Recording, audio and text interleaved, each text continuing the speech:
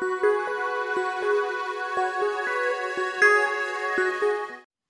everyone, this is Gail from Gail Julie Makes, and I'm here with my second video for Fairy Stamper. Just wanted to show you first of all some of the new stamps that I've got from Fairy Hugs. So I'll go through them and just give you a quick demo. We have got the Hedgehogs set, very cute detail. I love the detail on the faces on these ones, they're so cute. Okay, we've got the beautiful Heron stamp. I'm hoping as well the way I've laid these out will give you a bit of an idea of the sort of size comparison compared to some of the other stamps they've got as well. This is the Fireflies. I'm really looking forward to working with this one. This was probably the first stamp that I saw that instantly gave me ideas as to what I could do. Then I've got the Lantern set. I think they'll work really well with the hedgehogs. I don't know why, I just associate those lanterns with the hedgehogs. So we'll see what we can produce with those. Might not be this video, but another time. Then we've got the canoe. I really like this one. It's really unusual. I've not seen a stamp like this one in the fairy world so far, so really excited to use that one. I've got Takara, a lovely fairy stamp. I think she lends herself really well to working with those fireflies, so that was my instant thought when I saw her in the Fireflies. They will go perfectly together. This one is Sunken Ship. Now, I love this one. Again, myself and my husband, he loves this one as well because we both really like the film The Fog. It's one that we like to rewatch quite a few times. It's very atmospheric and it makes me think of this sunken ship. So expect maybe a spooky picture further down the line using that one. Okay, then we've got the fairy condo design. Now this was one of the first ones that I saw and thought, yeah, gonna have to get myself that one. Really unusual design. Love the toadstool on this one, so really pretty stamp. And I have got an obsession with trees, so any tree stamp that is out there I will get. This is called the Moon Tree, and it's a beautiful design. Lends itself well to hanging things off, and I just love that sort of circular effect in the middle that almost is like a moon, so perfect. And then we've got the Hanging Vines stamp. Now, this has been used on our channel for seaweed, which turned out really well. So it's a multi-use stamp. You can use this way for seaweed, or you can, as I'm going to use it today, this way. You can use it this way for a hanging vine effect. So it's a multi-use stamp. Really useful to have this one in your collection. I will put links to all of these as well in the description. Okay, so first things first, we're going to make our background using our 6-inch round gel plate. You could use a 4-inch round if you wanted to, or you could even use square. It's up to you. I just seem to be having a phase with my round gel plate at the moment. Okay, so we're going to make our background with alcohol ink this time and some alcohol lift ink just to add a bit of pattern to it. So this is going to be fairly quick. First thing I'm going to do though is I'm going to add a bit of hand gel. So this is hand sanitizer. If you haven't seen this method already, if you go to my channel, Gail Julie Makes on YouTube, I explain it all really clearly on there for you on why we're using it and how. But basically we put in a layer that we can move our inks around onto our plate. Okay, so I'm going to brayer that across. You don't need lots. And do be careful there's not any inks sort of on your plate already that you might reactivate, because I've had that problem before. And I'm just going to brayer that off on the side there. Okay, so that's given us a base now for our alcohol inks to move around on, almost like sort of if we're using Yupo paper in the blending solution. Okay, so what I'm going to do is build up the background. So I'm working on this design. Okay, so I'm going to lay I know it sounds a bit strange, but I'm putting pattern on the ground. I suppose it's kind of more of a green, isn't it, than a blue. So I'm going to lay some patina on the bottom there, and maybe a little bit of, no, actually we'll stick with what we've been doing before. Okay, so top I'm going to be adding some honeycomb. These are the Ranger inks, so you should be able to get those on Fairy Stamper. The Tim Holtz quite often uses them. Okay, so we've got honeycomb, that's one of my favourite colours, and we're going to have a bit of rust at the side there, and we're going to go in with that eggplant colour in a second. I'm just going to get a bit more honeycomb on there, so I'm just literally chucking it on. I'm not worried about the sort of, I'm not too worried about the shapes that it's making at the moment. Okay, and then I'm going to add some eggplant this side. Okay, it doesn't really matter. I might add a bit that side as well. Okay, so next step then. Now I had it a second, oh, I can't see for looking. So I've got a blending tool here and I've got a felt pad on the end. What I'm going to do is just put a bit of the alcohol lift ink, the Tim Holtz one again, on the end, just in little dabs. I recommend if you're using this, guys, to open your window because it can be a bit pungent. And then I'm just going to go in and press down. Okay, when I think I've got a lot of that colour on my sponge or my felt pad, I'm just gonna, sorry, I'm just spraying it off screen. I could do it on the rubber mat if I wanted you to see it. And then I'm going to get some more on. And obviously if you start using this alcohol lift ink on your darker areas, your felt pad is then going to be that sort of colour, so beware that, you know, you are, see, like I'm spreading that around a bit more now, but I'm not really minding that much in certain areas. So I'll spread my eggplant around a bit into my my honeycomb and my patterner. So if I don't want that to happen in the patterner area, obviously I'm going to dab off to the side. It is a little bit, but it's kind of adding to that colour, so it's fine. Okay. There we go. I'm just going to take a bit more off. Oh, got a hair or something there. Let's get that off if we can without making too much of a mess. That's it. Cat fur. You know, I said my cat's always trying to sneak into the craft room. She did it earlier. She managed to get in earlier. So that will be her. Right, I'm going to get a little bit more rust in there. She did a massive howl at the door, bless her, because I was in here sort of having a practice and she was like, wow. So I was like, oh no, I better let her in or she'll start sulking. Right, so I'm happy with that now. And then what I'm going to do is get a layer. I'm going to pop this in the centre of this card. The reason I have card underneath, I might have said before, is because I like to see if I can match up the card that I'm placing down on top to that, because then it's going to be pretty much centre. See what I mean? So this looks centred now. So if I did it just by guessing, it would be a complete disaster. It would not be in the middle, I can tell you that. Okay, I've got grubby fingers already. Okay, so we're just going to give that a rub. Sorry if the camera's wobbling a bit. There we go. And I'm just going to pull that off. And we've got that nice background. Okay, so I'm quite liking that one actually. Nice coloration there. So we don't need our gel plate again now, that can go to the side, although I would recommend just before you move it, just give it a bit of a clean again with a bit more hand gel. So like I say, this is hand sanitizer, so obviously most of us will have it in the house at the moment due to you know what. Make sure your hands are clean at all times. So if you can't, you know, it's good if you're out and about, isn't it, and you haven't got access to washing your hands. So it's good for obviously cleaning your plate, but it's also good as like a, I suppose like a lubricant really for moving around your alcohol ink. I have, like I say, I have got a video on my channel if you want to go and have a look at that. I've got a couple of videos using the hand sanitizer and alcohol inks actually. So if you go to Gal Julie Makes, you'll find them on there. Okay, I'll put links in the description to everything I do today anyway. So don't worry if you don't remember. Okay, so alcohol inks, like I say, you should be able to get at fairystamper.com, no problem. Go for your favourite colours, you know, that's what I always do. There's so many out there, you can't get them all necessarily in one go, but go pick your favourite colours out. So, I'm not worrying about fingerprints around the edge because I'm going to go over that later. Right, I've got my base then. That is pretty much dry, guys, already.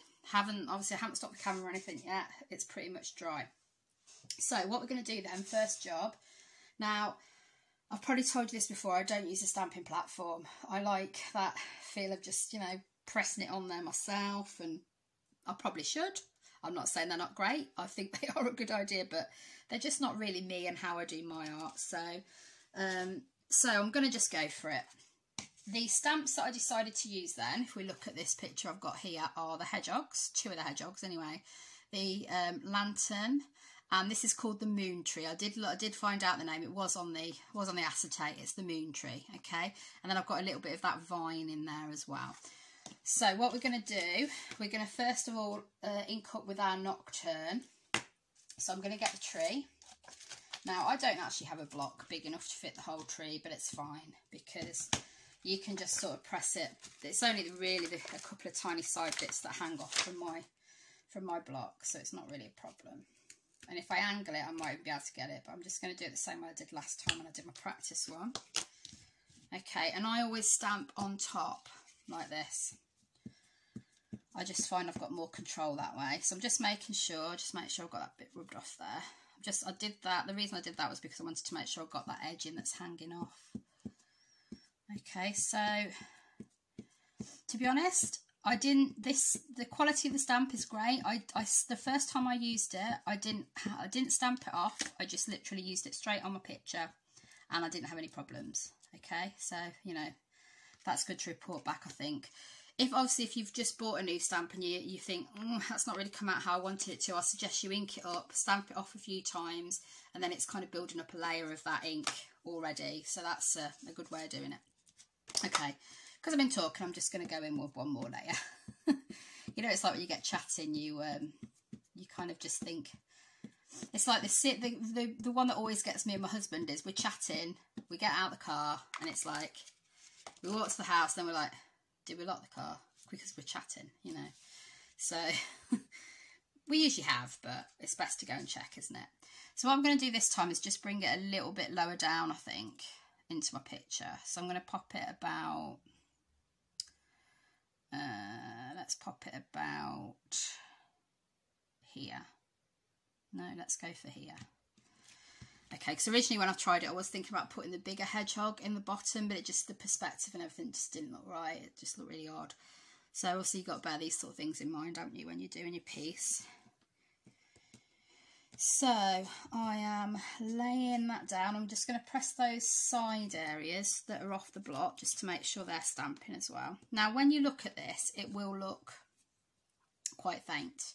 Not faint, but very, I'd say, fine detail. So what I'm going to do is I'm going to come in with some Distress Spray Stain on a paintbrush and just make sure that tree is coloured in. So if you look at this one, I've coloured that tree in with that Distress Spray Stain. Okay, you might use a watercolour, you might use a watercolour pencil, anything you've got really that's going to get some Copic markers, that sort of thing, anything you want to use to get a bit of colour on there. There we go, that's actually come out bolder this time, so I am pleased with that. I think, like I say, obviously the first stamp, and if you have a look, I think that's good for a first stamp, isn't it? The first ever stamp from a piece, but you can see this one is even bolder, so it's building up that layering of ink. So what I'm going to do then is I'm going to do the same as last time. I do like the look of it like that, to be honest, but I'm just going to get a bit on there anyway. So I've got a fine misting of distress spray stain everywhere now, but you can't see it really, it's fine. And then I'm just going to pop a bit of water. So I suggest if you're spraying something, move your artwork out of the way. And then I'm just going to spray some water onto my Distress Spray Stain. Move a bit of that out so I know it's not too dark. I have got, my paintbrush here is, sorry guys, you know when you're just having one of those days. My paintbrush is probably a bit too big, so I'm just going to grab a smaller one. And then I'm just going to start working away. I'm not too worried about things bobbing up around the edge because I'm going to go over that with Distress Oxide anyway. And then I'm just going to go in with a bit more colour. Okay.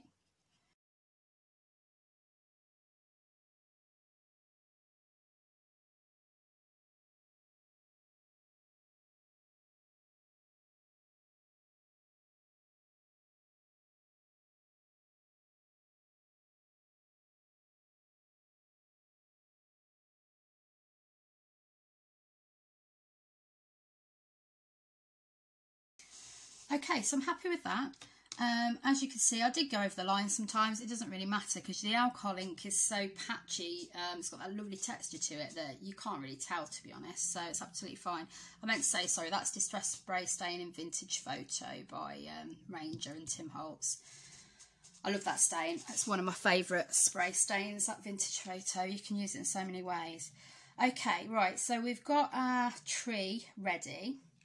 Now, what I will say is obviously you need to make sure it's dry. So I'm just going to pause this while I go off and dry it. I can never be bothered to dry it on camera. So I'm just going to pause that. I'll be back. Okay, everyone, it's dry and I am back. So next stage then is to start doing some more stamping. So I'm going to work with the lanterns next.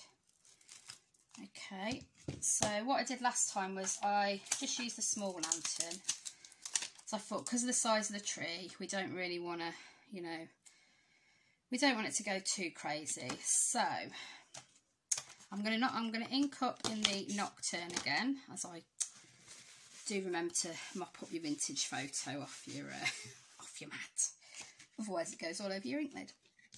Right, so I'm going to ink up in the Nocturne. I'm just going to ink it this way around this time because it's a smaller stamp. Okay, just making sure I'm getting enough on there. Okay, that's fine. So I think these are really cute to go with the hedgehogs, these lanterns. So what I'm going to do then is I'm going to hang one off this branch here.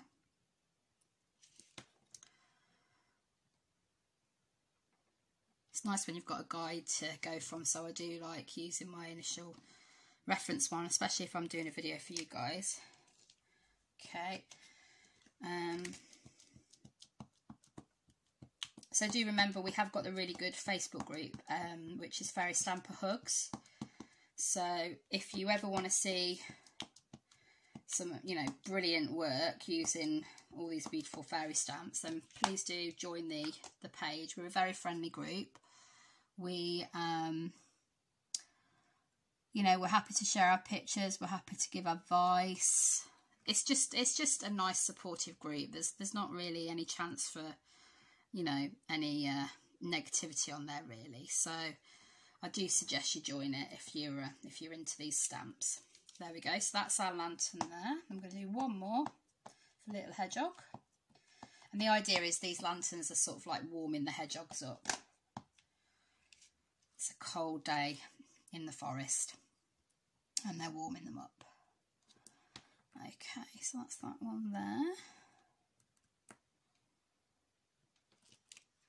So I do try and join them up. I haven't on that one, so I might just add a little bit, sort of add a little bit more branch just above that, because I do like to make them look like they're actually attached to something. Not done that quite as well in this one as the others, but it's hard when you're kind of chatting and doing it at the same time. Okay, so that's all that's sort of basically our fairy lantern. Sorry, our lanterns, we should call them. Our lanterns are used. We don't need those again, and we don't need the moon tree again. Next step then is to get the hedgehogs in there. I'm trying to keep organised today, but you know I said I'm a messy crafter. I can't help it. But you know, it's my mess. I know what I'm doing with it. It's fine.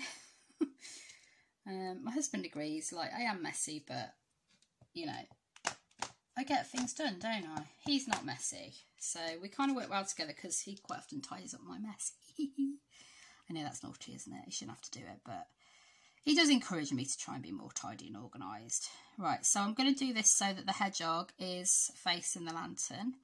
So he's going to be sort of sitting on the part of the tree there and sniffing over to the lantern. Just give it a few seconds. I prefer my placing of the, there we go. I prefer my placing of the lantern on this one in the middle there. I must admit, I kind of went a bit skew-whiff on the original one. I wasn't quite where I wanted it. So, you know, this is why it's sometimes good to do two, isn't it? You can just build it and get those effects that you wanted in the first place. And then the next one that I'm going to do is the little one here, who's kind of getting a bit of a warm. So place him there like that. He's having a bit of a warm under that light. So we'll do the light coming down to that level. It looks a bit like he's floating, so I'm just going to probably add a bit more detail to that branch there, well, that root to the bottom. So that's our hedgehogs used up.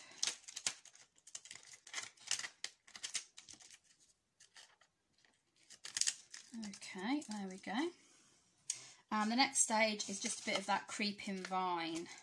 Is it called? No, hanging vine, sorry. I like to give you the proper names of these things. So this one is called Hanging Vine. And what I did with this one was I've got a masking card. Nice, very homemade. Okay, as you can see, I've got my previous stamping on there. Don't you just love how dirty my my paper towel is? Oh dear. I've got some more. I've got some new rolls now, so I can bring some up. So what I'm going to do is I'm just going to use this as a mask, and then I'm going to build up some of that vine. So for this one, for the vine, I used Twilight. All the other stamping has been Nocturne so far.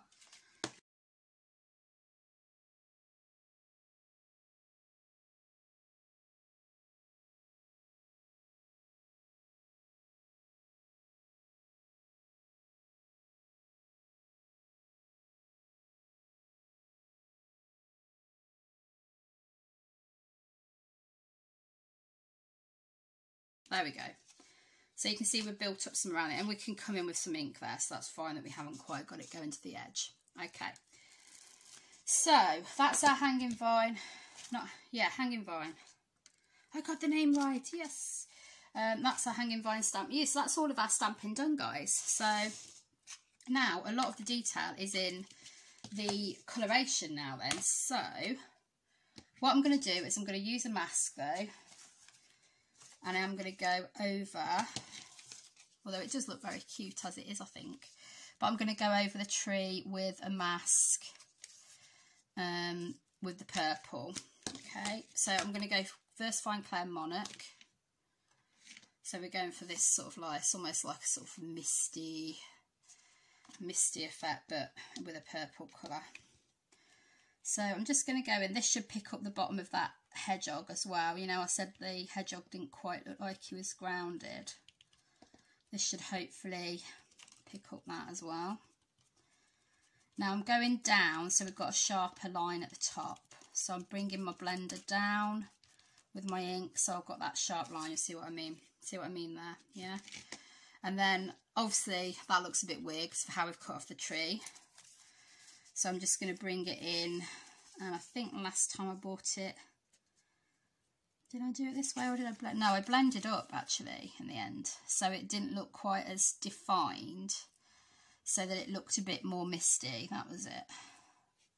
There is, like, you know, logic to my madness sometimes. Sometimes, not always, but sometimes. Okay, so we've got a little bit more there, you see, and we can fill in that gap in a minute, that's not a problem. And I'm just going to bring in a bit more, and it just sort of blends in really nicely with that colour there as well. So I'm just going to go in now over those gaps. Okay, so I had to skip on a little bit because of memory problems, but so you can see we've started building up that layer now of the sort of mist. I think that's come out really nicely. So I'm not going to do too much more down the bottom, except I'm just going to pop it this way and add a bit more with the Monarch, because I think it almost looks like it's creeping over that particular area. And then you've got that lighter area in front, which I really like actually. So I'm going to leave it like that. Shock, controversy. I know it's a bit different, but I'm happy with that. Okay, so now I'm actually happy with the sky as well. I'm not going to go in with that moon, I don't think. But if I was to, I'll show you how I did it. I suppose I could do with the Distress Oxide actually, but I went over it like this. So I put a mask in place. The only thing I think I might get away with without ruining it is, or the look that I want anyway, is maybe using a bit of Distress Oxide Spice Marmalade, because I want to kind of retain that orangeness of the sky. I'm just going to go round. Okay, I'm trying not to get too much on the hedgehog because the Distress Oxides do sort of dumb down the Fine Clair a little bit. Yes, I'm really happy with that. It's not taken away from the actual coloration that I'm liking at the moment. So the final stage is just to start building up some colour on your hedgehogs and on your lanterns. So I'm going to come in with some Posca pens and some Sakura Jelly Roll pens, and we'll add a bit of colour. So I'm going to just bring in a little bit of colour onto the hedgehogs' faces. So I'm using the white. Okay. And I'm just basically trying to go around the black areas. So I'm not really taking out any of the detail. So if you just make sure you're looking at it really closely and you're just doing it really carefully, you should be all right. Obviously, if you do go over a bit of the black, then you can go in, you know, with a Stabilo oil pencil. Just make sure it's fairly sharp so you've got that fine detail. Or maybe a fine liner pen that you like to use. Okay, so that's that hedgehog. Just going to do the tiny one.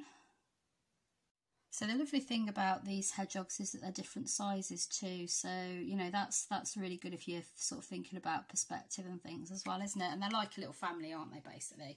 So that's our hedgehogs painted in. And then what I would do is I get a little bit of detail on the candle. So those areas that are, you can see, have got the gaps in the candle, I just go over with a bit of white. And I'm using my yellow Posca pen to add detail to the flame and to the actual lamp. So I'm going to colour that inside yellow.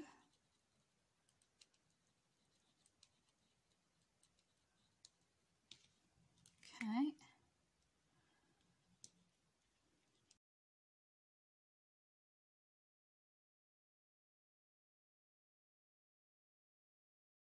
So I'm just going to go in with a bit of colour around the outside of the lantern as if it's giving off light. I do this in yellow and the white. And I'm trying to get a little bit of the light down to the hedgehogs. So we'll add a bit more white on their back so it looks like, and on this one's sort of face, just to make it look like he is, you know, getting a bit of something from that lantern. So then I'm just going to go over with my finger and just sort of pad it down a bit more. Okay, I don't mind that it's smudged, that's fine. And then I'm just going to pop a little bit, make sure you're picking up your white jelly roll and not your stardust. And then I'm just going to go in a little bit and get some white detail on his fur, just so he looks like he's a bit lit up. Okay, because obviously his face is white anyway. And this one I'm just going to do a couple of white bits on his back, so he looks like, again, he's getting that light. Okay, and then I'm just going to go in with my jelly roll and get some white detail on there. And again, give it a smudge. And I like doing this on the tree. I'm just doing squiggle lines, really. Okay, but kind of in the shape I think that the shadows will, or the light I should say, will fall.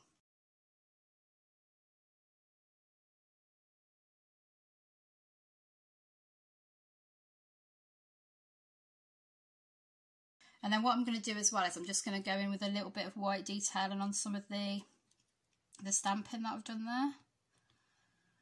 Because obviously some of those plants are going to look like they've got a bit of light cast on them, aren't they? Only certain ones, obviously don't do all of them, just the ones near the light. Okay, there we go. Right, so I'm happy with those. So last thing I'm going to do on this bit is I'm going to add in,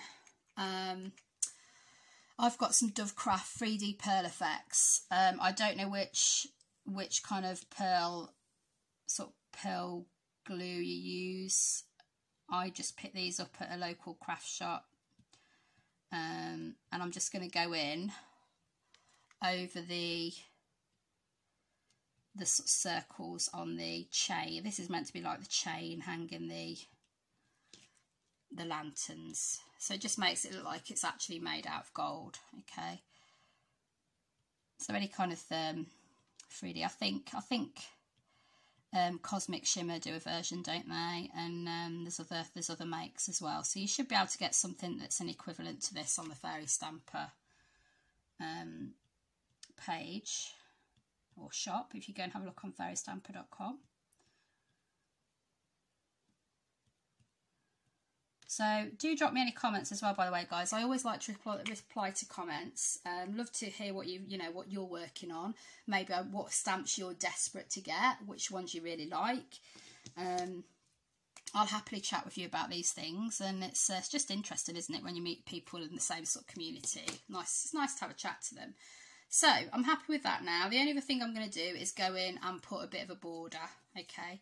So I'm going to go for that sort of like light purpley colour again. So I'm using the Wilted Violet Distress Oxide.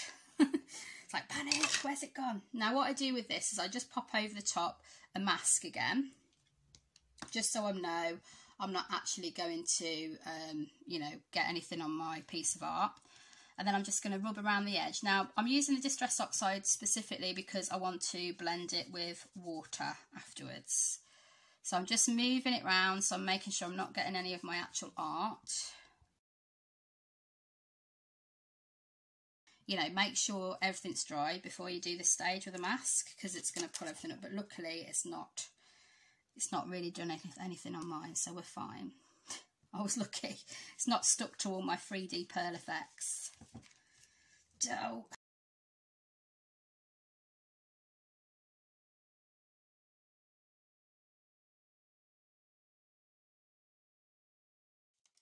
Now I'm just going to go in with a brush and some water and spread that colour around a bit more.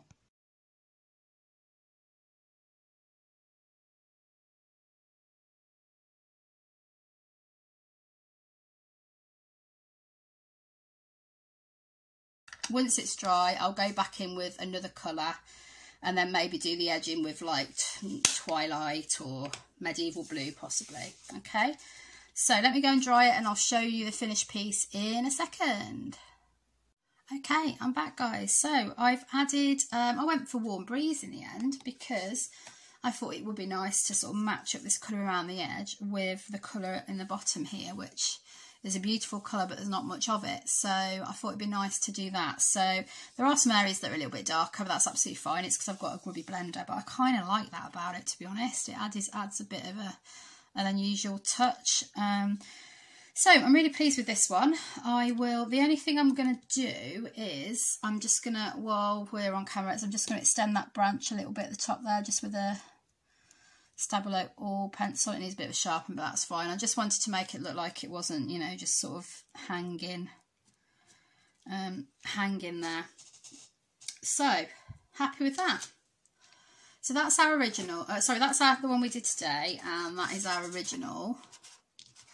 I'm liking both, but I think so that's the original, that's the one we've just done together. I actually think I prefer the one we've just done together. So I do like to put them side by side and let you have a look. Okay, so I do hope you've enjoyed spending some crafting time with me today. I've loved every minute of it. Really love getting my stamps out, and I've really enjoyed using these Fairy Hug stamps as well, which are ever so pretty. So all of those are available, like I say, at fairystamper.com. I will put links to them in the description below. I'll also put links to the Facebook page, Fairy Stamper Hugs, that I was talking about earlier, where you can, you know, check people's ideas, have a chat, just generally, you know, get some fairy stamp love. Okay, so I do have a YouTube channel as well, which I mentioned earlier. I'll pop a link to that in the description, and I also have a Facebook page that I post all my artwork on if you want to go and have a look. But do consider joining those Facebook groups, they're great. And if you want to subscribe, as I said, to the channel, if you just hit the button on the left there, which is the Fairy Stamper logo, that will subscribe you to the channel. We do have videos coming out at least 2 or 3 times a week generally, so you'll get lots of you know, lots of video there and lots to keep you inspired. And please, like I say, do drop any comments. I love getting back to you, and it'd been really nice to have a chat about all these beautiful stamps. Okay, take care then. I will see you next time, and happy crafting. Bye.